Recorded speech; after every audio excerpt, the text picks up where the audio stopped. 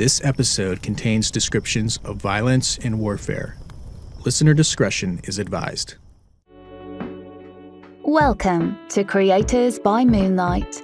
Real conversations with content creators. Sergio Halabi is a podcaster from Bahrain. He grew up in the midst of a violent civil war, which caused him to question everything, including his own existence. In this interview, he talks about the creation of his podcast, Paradigm Shift, some of the religious and esoteric topics he discusses on it, and how to slow down and avoid the lure of instant success.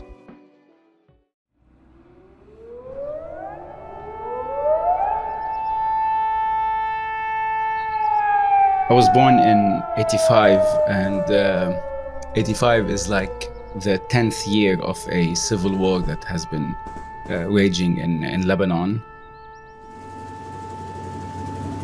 The first memory I have is me looking out the window and seeing a tank rolling down the street where I was living and seeing it fire at another part of the street.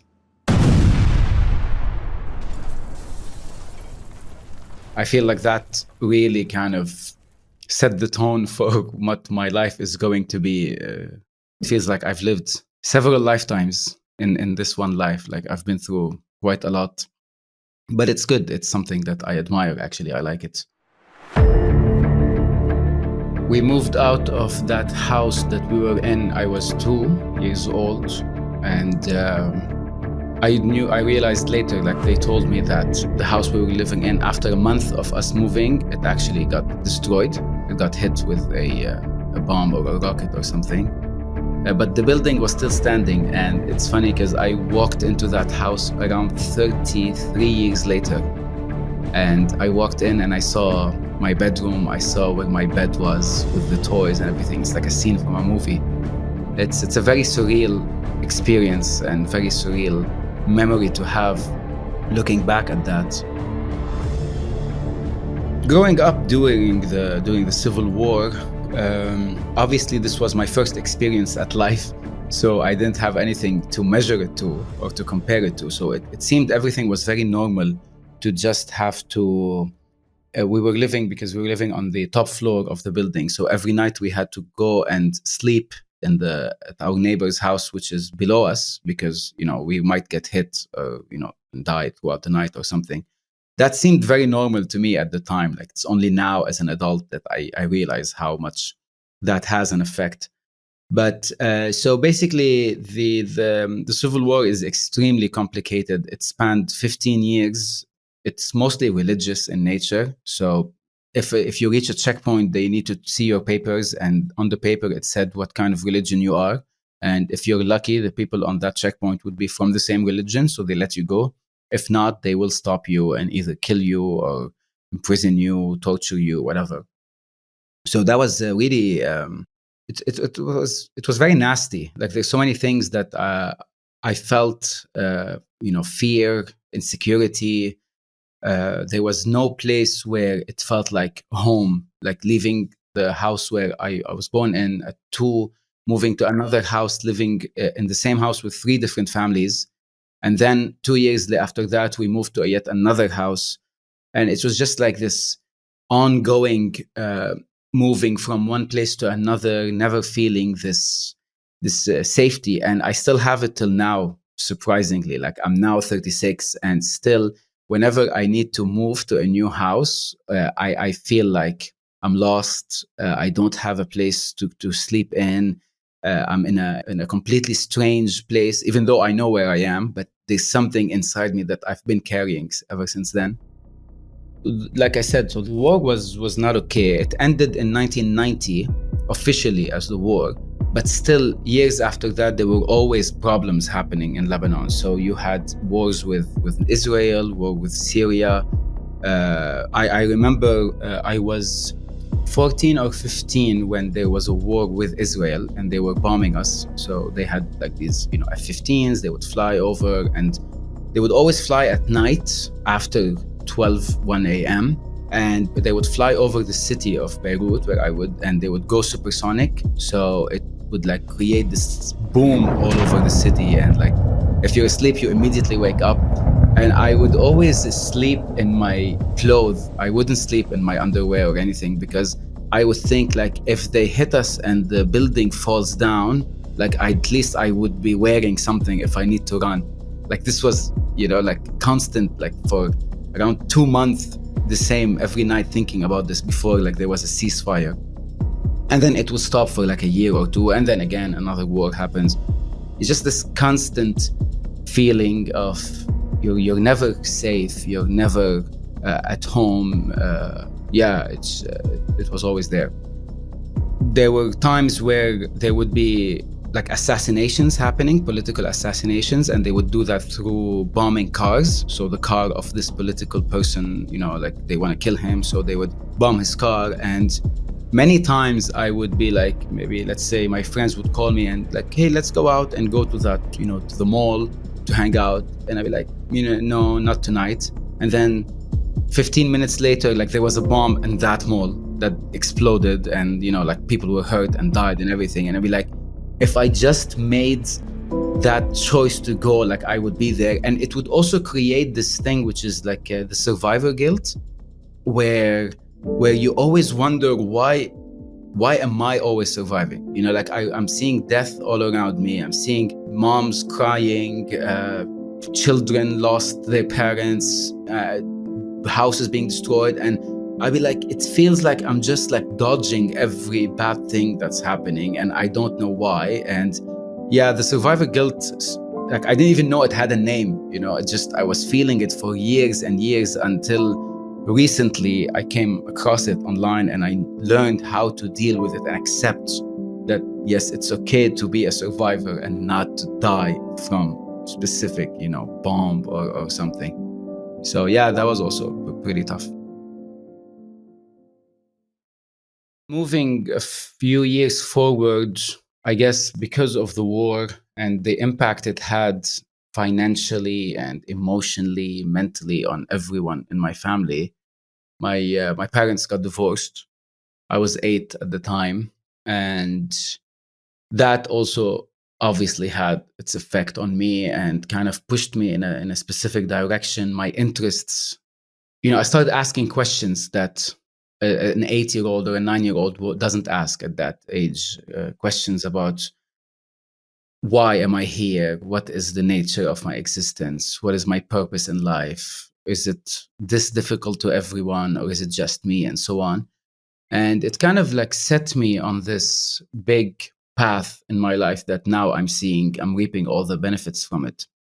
I lived with my mom. I was with my sister, and we both stayed with my mom. My dad left, and my mom was Catholic, devout Catholic, and I was in a Catholic school as well.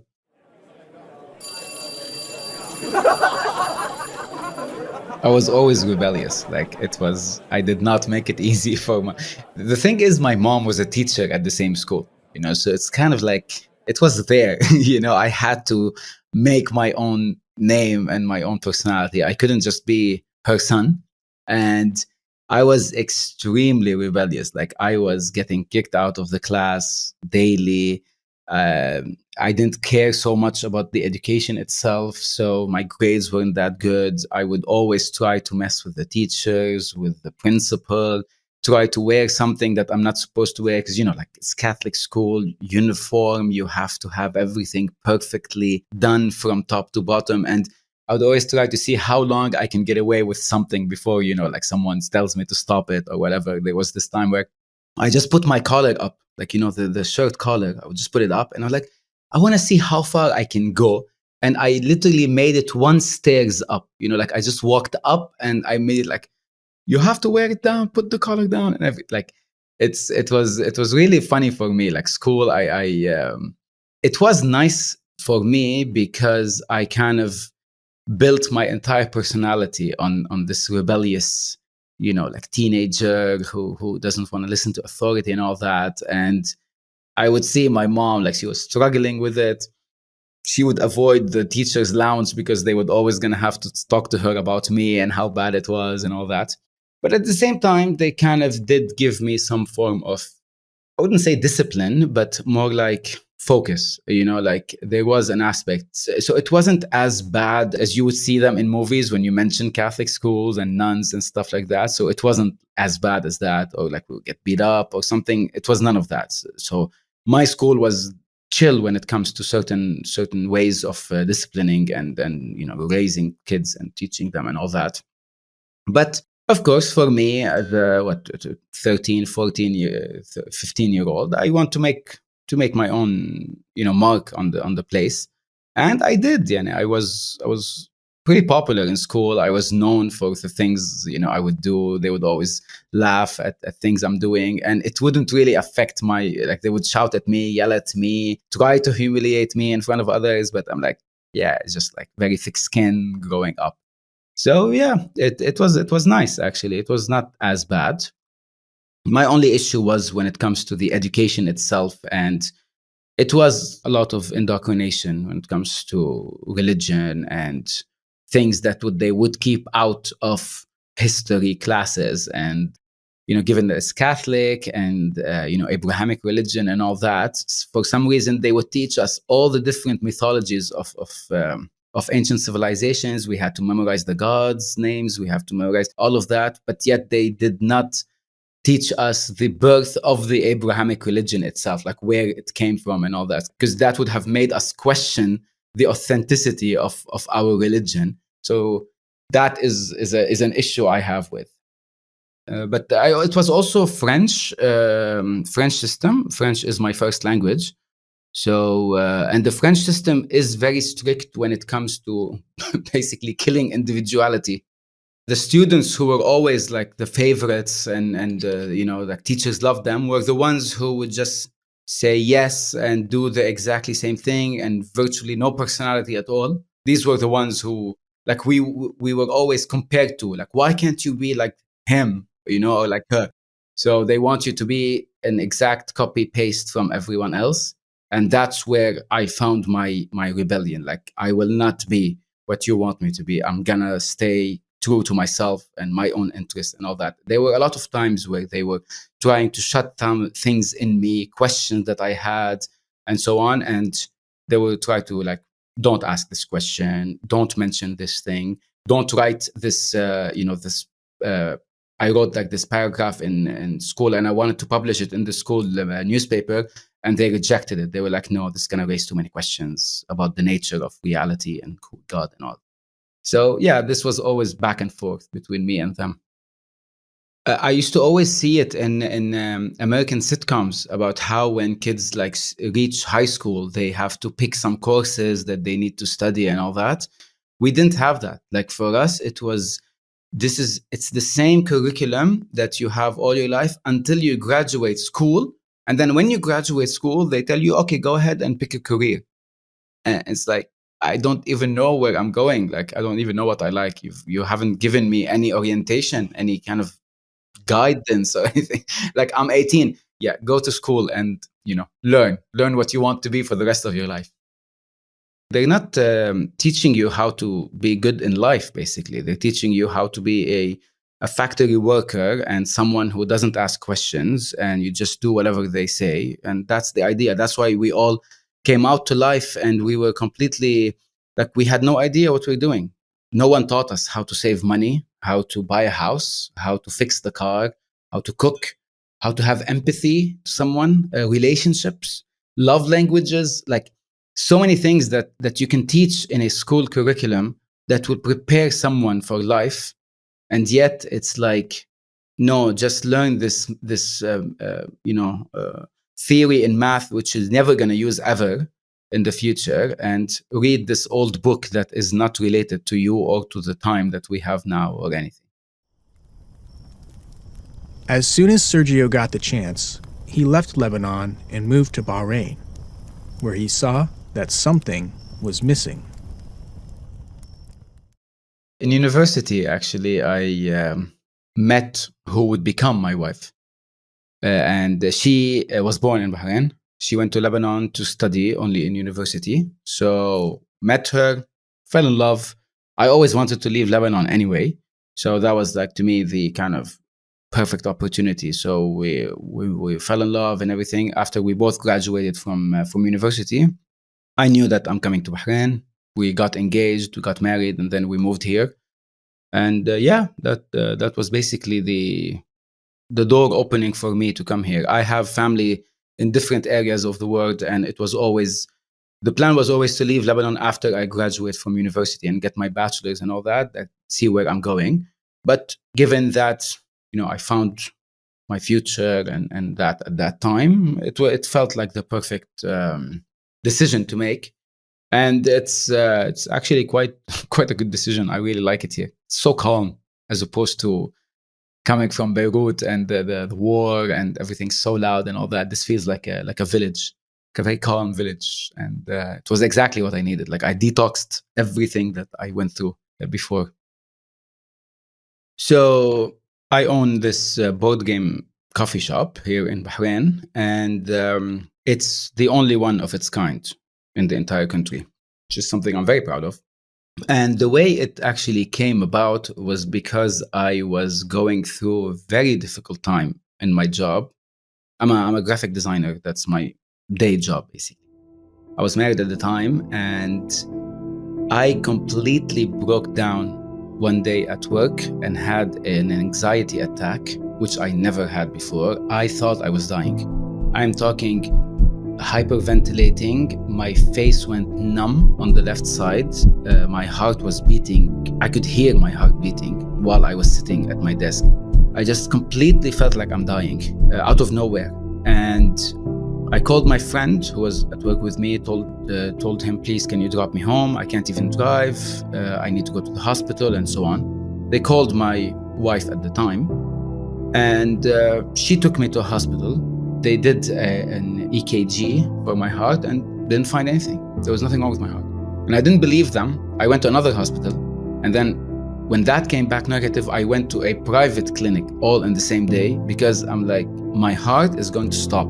So someone is lying to me. There's something that's right. The last doctor I saw told me that you might be going through an anxiety attack. Like, I would invite you to accept that idea and maybe talk to a psychiatrist, talk to someone, because all your tests are negative. There's nothing wrong with you on a physical way.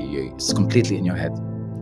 So that was like a big, shock. It was shock to me. And then I followed therapy and I went and everything. And it was in therapy when I realized that I need to do something with my life. Like, the reason why I reached where I reached is because I did not have any view for the future. It was just going, like, I'm going to work every day. I have no plan, no hope, completely dead on the inside. And I'm just doing this job daily, routinely. And once I realized that I need to do something, that's when me and my ex-wife, we thought of, okay, so what is missing in the country, adding to what we love to do? And that came back with board games and a space for us nerds and geeks that love everything fantasy, Lord of the Rings, Game of Thrones, Harry Potter, what have you. Like, I'm a complete geek. And I was like, there's nothing like it here. Let's just, jump in the water and see what happens. And we did it. Like, the moment I thought of doing something, that already changed whatever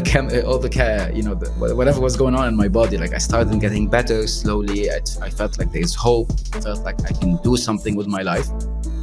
And a year after that, like, it took a whole year to do it. And we opened the coffee shop to great success. The amount of people who would come to the place, and when I see their faces lit up, looking around, like, where have you been all our lives? Like, this is the place, like, that we've been waiting for. It just speaks to us. It just caters to a very niche market that, used to rather stay at home and play like board games and Dungeons and Dragons and like these stuff, which are very, like, they're shunned in society, right? They finally found a place where I also like it. So to me, it's not even about like making money or anything. It's just, I just want to be around people like that. Like, I just want to have them come over and just enjoy. Like, we all play together. We all enjoy ourselves. And yeah, it was like this.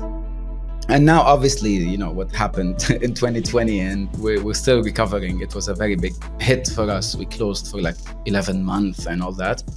But we're still trying to push, and we're working on it and all that. I'm very, very proud of it. Very happy with my decision. And yeah, things got really better since then. Graphic design has always been my first love. I taught myself that before I even went to university. Like since school days, I would sit at home and just learn. The early internet days, I would get tutorials, learn on Adobe Photoshop and stuff like that. And that's when I realized how much I love that.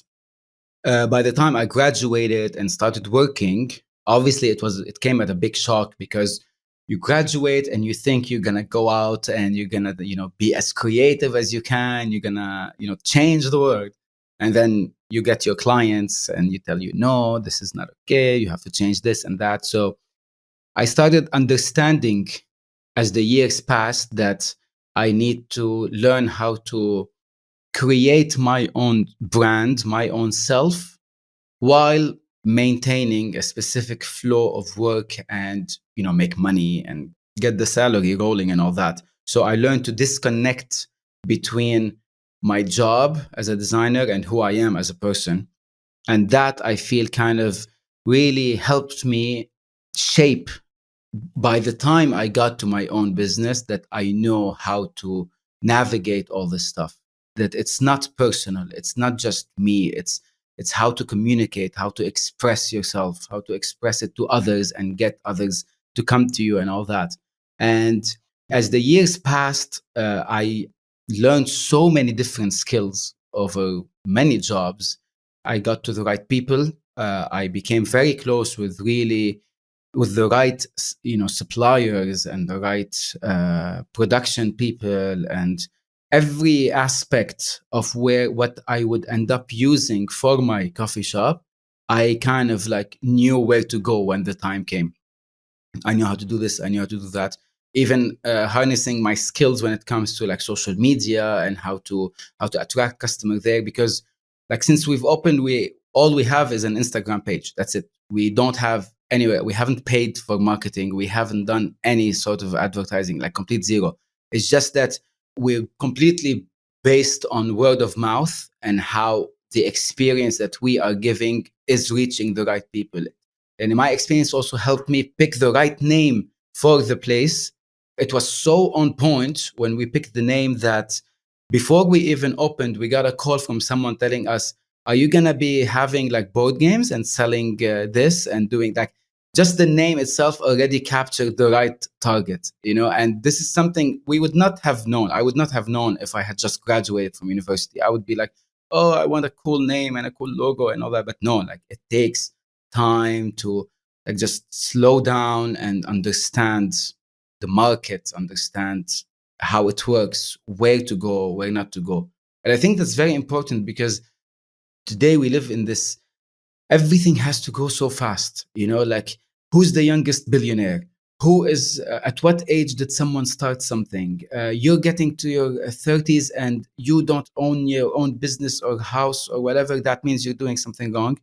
And it's like, no, like we need to slow down and take it all in and get the experience, because it is a real thing. Like, it's not just luck or someone who has a lot of money or someone like that. No, that experience is so important. And I am very happy that I did not start my business early on. I'm very happy that I waited for the right time. Like it was the right time.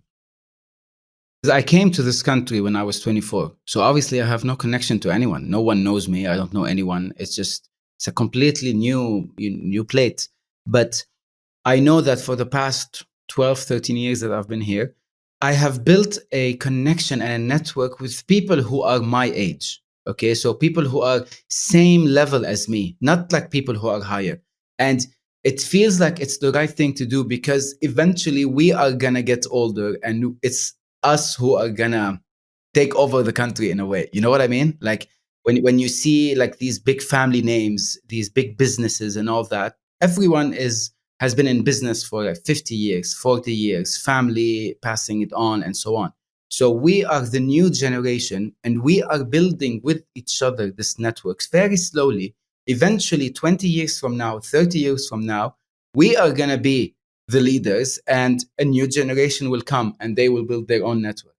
So it was also very difficult for me to accept that I should not be comparing myself to someone who has been established for half a century, because I started doing that. It was eating me alive. Like, oh, why, my business, I have a coffee shop. Why aren't I making, as good as Starbucks, for example? You know what I mean? And like, then I was like, what am I doing? Like, the only thing I should be comparing myself to is what the coffee shop was last year.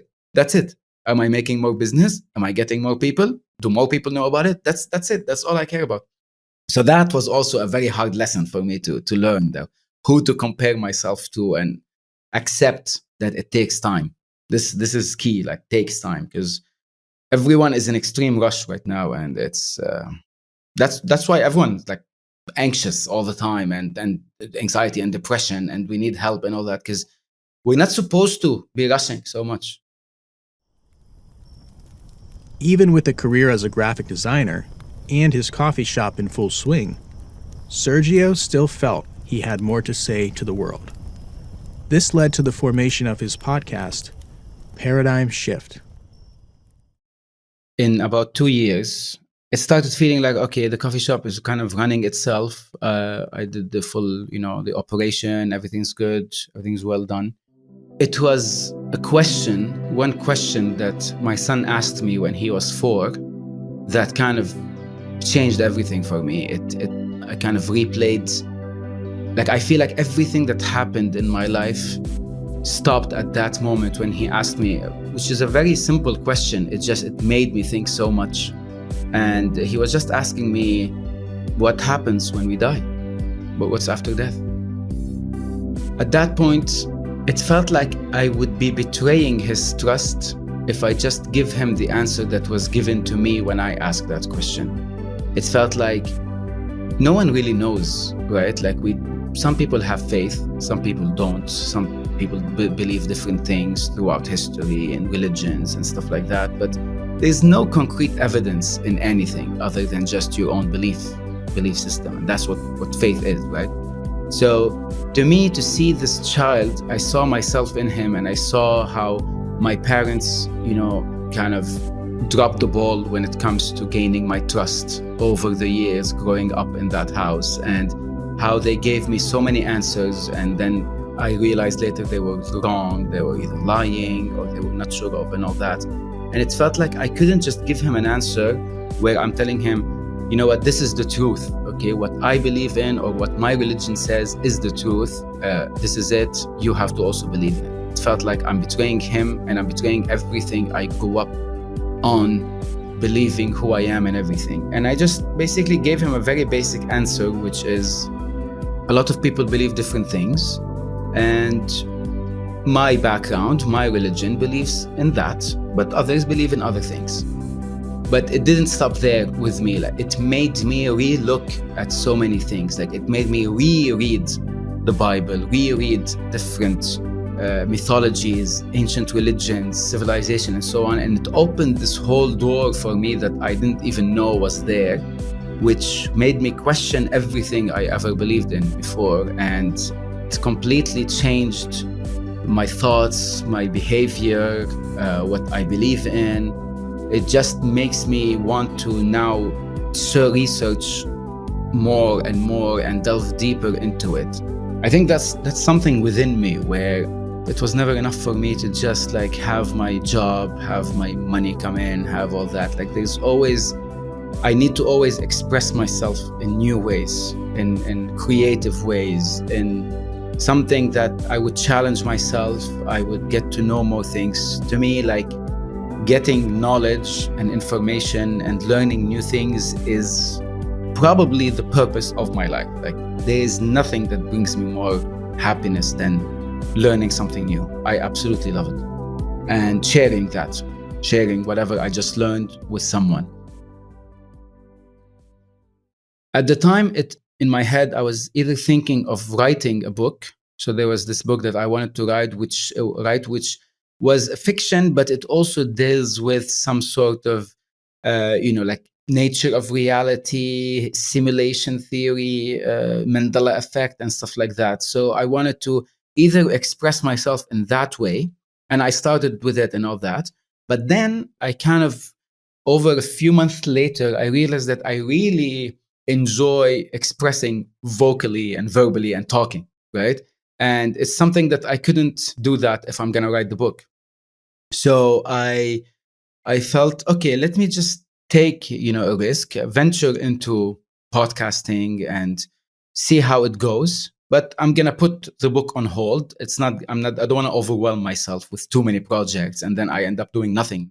That was like a struggle for maybe 3 months where I'm like, podcast or book, podcast or book. And then I didn't do anything.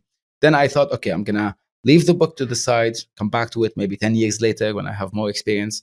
And now just go and do what I do best, which is talk. Basically, that's that's definitely one of my strongest suits. Is that caused me a lot of problems when I was in school. So now I'm using it in a good way. She's still rebellious. Yeah, it just started with the idea, like, okay, so podcast. What would I want to talk about? I remembered my conversation with my son, how the topic of religions came to me in such a strong way.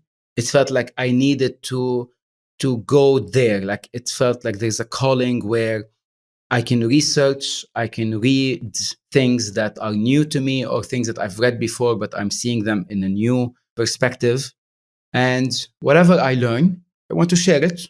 And whoever is listening will listen. Like it just felt very basic to me. Like whoever needs to listen to the words I'm saying will listen to them. That's it. I'm not looking for fame or this huge audience or money or anything. I just want to do the basic sharing of information. That's all I cared about. And that was at the basis of the podcast. And now it's turning into this whole like education thing for me more than for others. It's more like every time I think of a new topic, I sit down, I research it completely, I study it, I read books about it and so on. And then, okay, everything I've gathered, I want to pass it on to someone. But the way I pass it on to someone, I want to do it in the most simplest way possible. Because I always felt like there's a lot of topics which are extremely overwhelming to people. Like if you want to approach them talking about the nature of reality, people will be like, this is too complicated. I don't want to do this. And I'm like, okay, so I'll think of a way there where I gather as much information I can, but within 12 to 15 minutes, I'll talk to them in the most simple, basic way possible. Nice examples, simple words. Don't need to over exaggerate the words I use, the vocabulary, everything. No, we're just people. I'm just someone who's talking, and take it from there. And it's really something I deeply, deeply enjoy doing.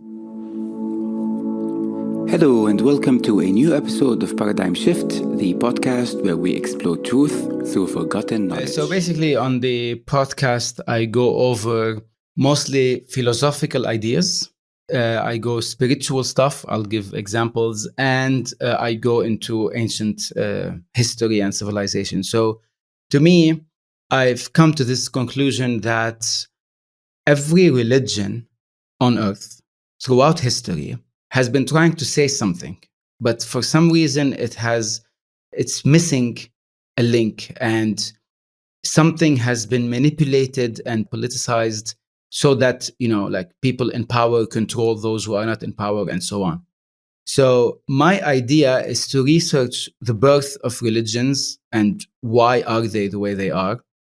Where does it come from? What are the theories related to mythologies and religions? Why is the human race so fascinated with that? And then to kind of accept and inform others that when it comes to spirituality and when it comes to your own power as a human being and your connection to whatever is the universe or the creator or whatever you want to give him a name, like there's something there that has been sort of blocked from us because of religion. So I've come to this conclusion that religion has been controlling and not allowing us to reach the potential that we can reach if we have a direct connection with the energy that is surrounding us, that is life basically. And that is mostly my topic. So when people discuss, for example, near death experiences, like I've spoken to people who have actually died and came back, like actual people I know personally. And the way they describe their experience has nothing to do with any religion on earth ever. You know, it's much more profound, and there's this connection with all of us as humans. Like they tell me they felt the connection, they felt the love. And I have personally experienced OBE, an out of body experience. Like I have seen myself come out and looked at the room around me, and I'm like, oh my God, this is actually happening. And then I freaked out and went back in. Like they are, and I've had stuff with paranormal. I have once I've mentioned it in other places where like this light bulb exploded over my head. I was so angry and just happened out of nowhere. I have been to places where I felt the presence of something. So to me, like the story of humanity is this very long discovery of the world that we live in and all the secrets. And we take whatever our ancestors learned and did, we just apply it, and then we give, for the future so that they also take it and learn it and all that. And this is like our understanding of everything is based on that. Like all we know, let's say, for example, when it comes to religion, all we know when it comes to religion is how our ancestors viewed the world they were living in, how they viewed God, and so on. We took that, we learned more from it, and we're still going to give it to future generations. So it's probably the effect won't be instant, like it won't be now, but it's helping with our journey as a human consciousness. I am your host, Sergio Halabi, and the question I will try to answer during this episode is, are we living in a simulation? Simulation, to me, it's more complicated than we think, because whenever we mention simulation theory and all that, everyone jumps to like the Matrix, right? And like, oh, we're in this computer program and we are being, like controlled by specific beings and so on and so on. My understanding of simulation theory has evolved over time as I kind of try to bring together the more philosophical and spiritual ideas of our existence versus simulation and what life is and what reality is. But there's obviously, and this is pure science, there's obviously so many things that we cannot detect as human beings. Like our five senses are completely limiting to what we have. We can't even detect the entire, the whole lights from the sun. There's so many wavelengths that we can't even see. So we already know that we are not perceiving everything the way it is. That is a fact. Okay? This is not like a theory. So the question comes, what lies behind those senses? And how much are we being controlled because we cannot see them? There's this very interesting, like it's supposed to be funny, but I feel like it's very deep, that a shark doesn't know that a camel exists, right? So in his reality, in his perception of reality, there are so many things that he is unaware of their existence. And yet he exists within the same reality as those other things. So imagine how many things we as humans are incapable of perceiving, which lends to the theory that the fact that we have limits in our brain means that what we are witnessing is a simulation to an extent, because it's not the full extent of reality in its objective way. It's very subjective to us, what we're seeing. Colors that we see, sounds that we hear, taste, everything is purely subjective. This is my experience as my consciousness, this is what I'm experiencing from reality. And yet the real reality has layers upon layers of things that I can't even see or detect, and so on. And the question I will try to answer during this episode is, do past lives exist? Oh yeah, when it comes to past lives, I definitely feel there's something there, because you can always feel certain people that, when you meet someone, you feel like, I've known you, like it seems like I've known you all my life. And there's some sort of connection that goes back to knowing this soul before this life right now. when you are attracted to certain time periods that you just feel like, why does it feel like home more than home does right now? Why am I so attracted to this? And why aren't others? Like, it could be so fascinating, and you look around and say, aren't you also as fascinated in this as me? And the answer is no. And that's because you had a sort of relationship that dreams that you have, which you feel like, I've had dreams where they feel like memories, but they're not mine. Like there's a time that I always have that right before I fall asleep. I get these memories where I kind of wake myself out from, and I don't even know what they are anymore. Like, they just completely slip away, but they felt like I lived them sometime, but they're not from this life, or this not me, who I am right now. The idea that this circular thing of life and death, and we keep coming back and all that, like it aligns with so many different spiritual ideas that I subscribe to, and I deeply believe in, even though religion says otherwise. Especially Abrahamic religions are totally against the idea of reincarnation and all that. But that's only because it will, like, there is nothing in any book that says reincarnation doesn't exist. Nothing. So the only reason why it's religions are against it is because they devalue what these masters have done. So, for example, in Christianity, like, so if we believe in reincarnation, that means that what Jesus did in his resurrection is not special. So that means that reincarnation is not okay. But there is no point where it's actually written that this doesn't exist. So even these religions are like creating new laws or rejecting certain ideas just because it doesn't align with whatever they're teaching. There are so many ways that you can actually try to see if you had past lives and try to go back in memory. And I've done past life regression meditations, and they're pretty interesting. The emotions you get, the visuals that you see. I saw myself lying in a cave next to a dead woman. She was burnt alive. And I was just standing there next to her. I don't even know what happened, why it happened, or all that. But I was like, it's a memory. You know what I mean? It's really difficult to explain and to pass it on to someone else, because it always can be, relegated to, it's just like fantasy, or you're imagining or whatever. But it's the emotion that actually makes you feel like it's real or not. It's not just whatever you felt, whatever you thought of. It's that feeling that you got with you. So I definitely subscribe to it. Yeah. And in this episode, I'll be asking the most famous question of all time. Do we have free will? When it comes to free will and what we think is free will versus what we feel is predestined that we do, and whether we do make choices or not, this is a very deep spiritual idea that you kind of need to accept in order to build upon.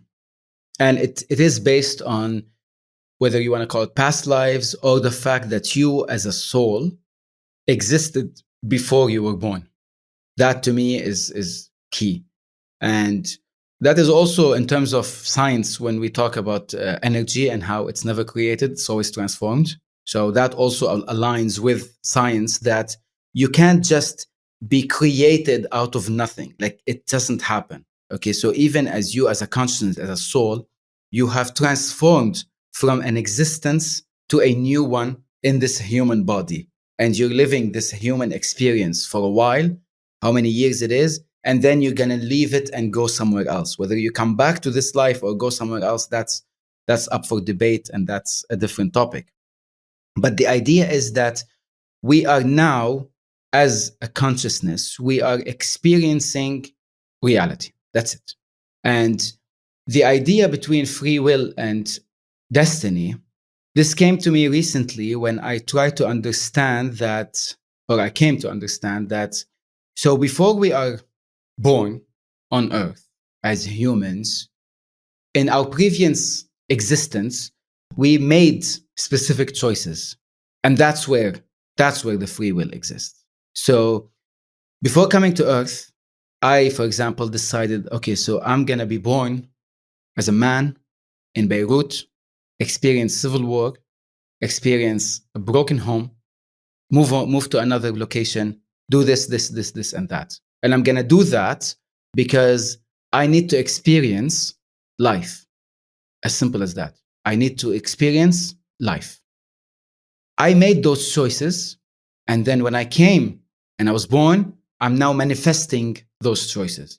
And that's why we always feel like we want something, but we are never getting it. Like I want to go there and I'm trying to do this and it's not happening. It's not happening. And I feel like I'm not aligned within my soul purpose every time I make a choice or I want to do something that is not what I originally chose for myself.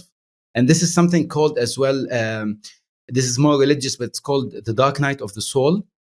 The dark night of the soul is when you go through this extreme sadness because whatever you're doing at the time, in the moment, you realize it's not aligned with your original purpose. Like there's something that's not right. And life keeps throwing things at you and you keep trying to do something and it's not working. And there's this emptiness and sadness and all of those emotions until you realign yourself with your original purpose, the one that you made for yourself. That's when you can experience it fully. And that's when you experience what I call like the transcendent death, which is you die because you have basically accomplished whatever you wanted to accomplish. There's this theory that says that there are two types of death, either transcending death or timed death, which is basically you ran out of time. And the idea is, so I came to Earth, I did not fulfill the purpose I put myself for, like it's not my original soul purpose. And the years passed and I died. I'm going to come back and I'm going to keep coming back until I achieve that purpose. And the moment you achieve that, that's when you pass on to another form of existence, to another being, to another place, whatever that is. So this aligns with the past lives and everything. Everything is sort of connected one way or another. And that to me is a very simple and accepted way of looking at things, that whatever it is I'm going through or went through, it's all part of the experience. That's it. It has no deeper meaning than that. It's not more subjective than this. It's a very objective truth that I am here to experience emotions and things. And I chose to do this for myself, this and this and that. And now I'm doing it. And the more I fight it, the more doors get closed in my face, the more I'm unhappy. And the moment I align myself with it, just feels right. Like, I don't know if you've experienced a time where you've done something and you feel like it's just right. And that is when you are connected to your original soul purpose. The reason why I have my podcast, the reason why I talk to people is not for me to get myself out there. It's mostly to learn. The more I dig into it, the more I learn more and more. And there could be a time in the future where I realize, yeah, well, everything I grew up on is the truth. That's fine. But at least that would be the one I researched, the one I searched, I found, not the one that I was indoctrinated into or made to believe that that is the truth. Eventually, Sergio discovered a way to add a strong visual component to his podcast. But he continues to keep the entire project in perspective. At first, my Instagram page was just a way to promote the podcast. So I created a lot of visuals at the start, but then deleted all of them later on, just to kind of say, okay, so now I have a new episode, go watch it, go listen. I have a new episode, go. That was it. But then I started noticing that there are things that are better visualized, right? So I could talk about this topic, but it could be a bit complicated. It could be a bit overwhelming. And given that I have a background in graphic design and all that, it felt to me like, why don't I just start introducing some posts where things that I speak about in the podcast go into a visual way on the Instagram page. That's how it started, where I would do that. And then it kind of also took a life of its own, because I now talk more about more stuff than I do on my podcast. So now it's like I found myself with two things running at the same time, where here I have a visual identity and a way to communicate to people certain ideas. And every once in a while, I'll do the podcast, I'll talk about a specific topic, and then it goes on.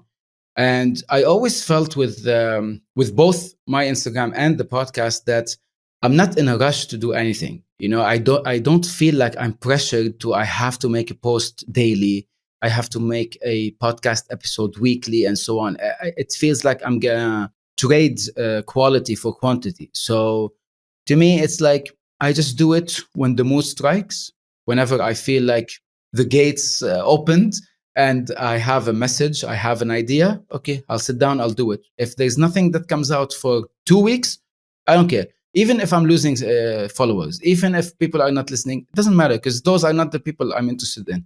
If someone is expecting me like to post daily and get more information, okay, maybe I'm not for you. Maybe you go somewhere else and so on. To me, I'm just doing it for me.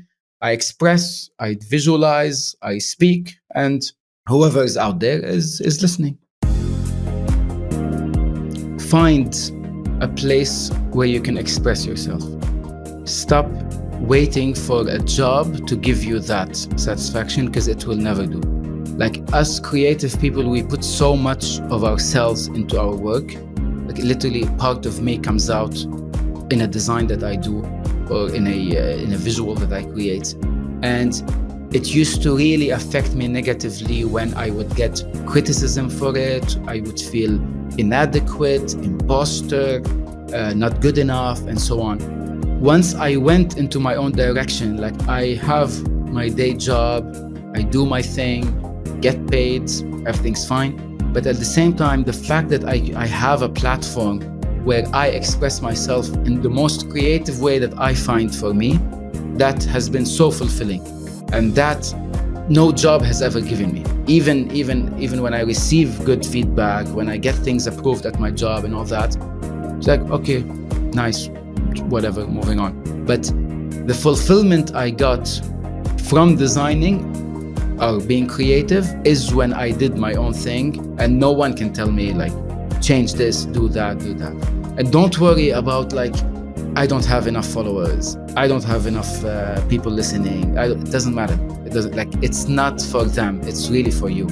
If you have 10 people who enjoy your work, that's enough. Like, because we are so desensitized to large numbers, right? Like we see this Instagram page, like 1 million followers, 10 million followers, and it just becomes like a not real number. But if you put them in a room, like imagine you have your podcast and you get 300 listeners every episode, for example. You think, oh, I'm not getting 10,000 listeners every episode. But imagine 300 people showing up to you talking in person. Like you're sitting and 300 people came in and, okay, what do you have to tell us? Like, I want to listen.